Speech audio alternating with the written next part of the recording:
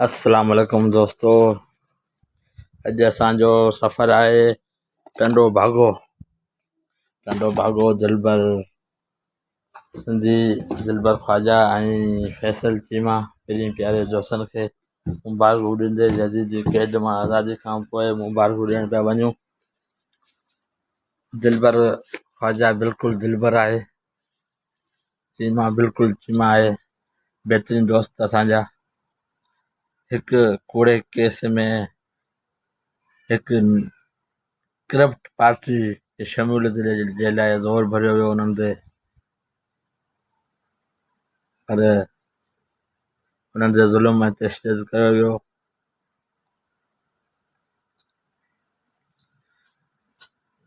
ख़ैर, जेको ज़ुल्म हिननि कयो आहे उहो गाइब जा हिसाब वरितो वेंदो टाइम अचण ते। असीं त बर्दाश्त करे वियासीं, पर हू शायदि बर्दाश्त न करे सघनि। टंडो भागो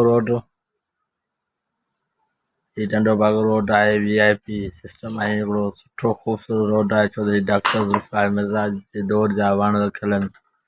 ख़ूबसूरत नज़ारा आहिनि, इहे बहितरीनु।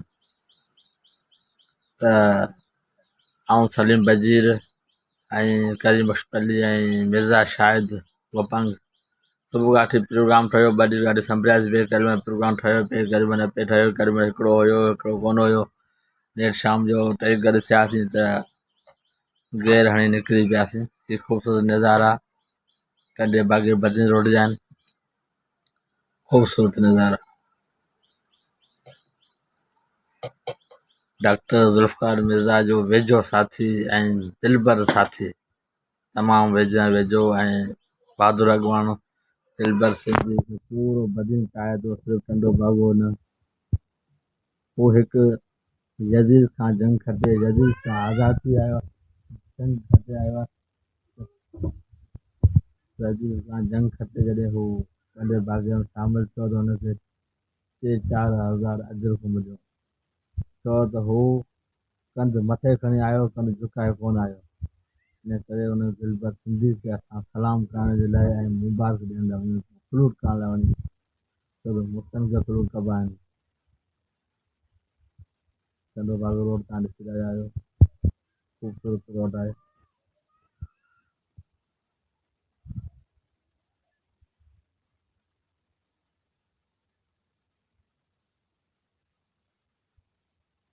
फैसल चीमा जो ॿुॾो न हो, पर हुन दिलबर सिंधी खे खऊं, इन करे जे फैसल चीमा खे प्रेशर कंदासीं त फैसल चीमा जेको आहे दिलबर हार मञे थो, पर फैसल चीमा दोस्ती निभाई।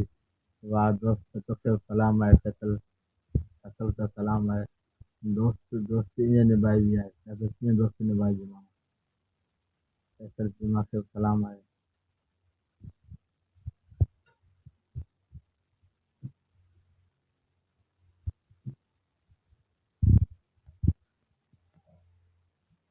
टंडे भागे रोड आहे, ख़ूबसूरत रस्ता टंडे भागे जा। असांजो सफ़र जारी आहे दिलबर सिंधी ॾांहुं।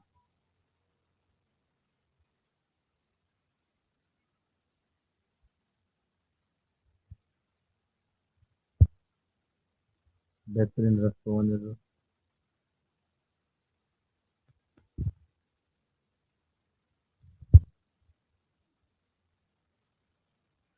दिलबर पूरे बदीन जी दिलि आहे।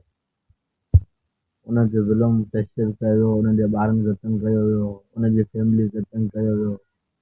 तमामु वॾी सख़्ती खां पोइ बि हू हार कोन मञे, भले मारे छॾियो हार न मञे।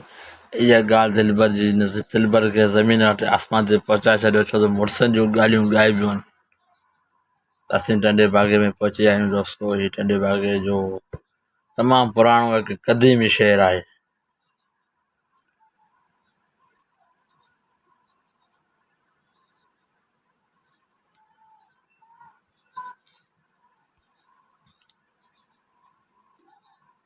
क़दीमी शहरु आहे टंडो भागो।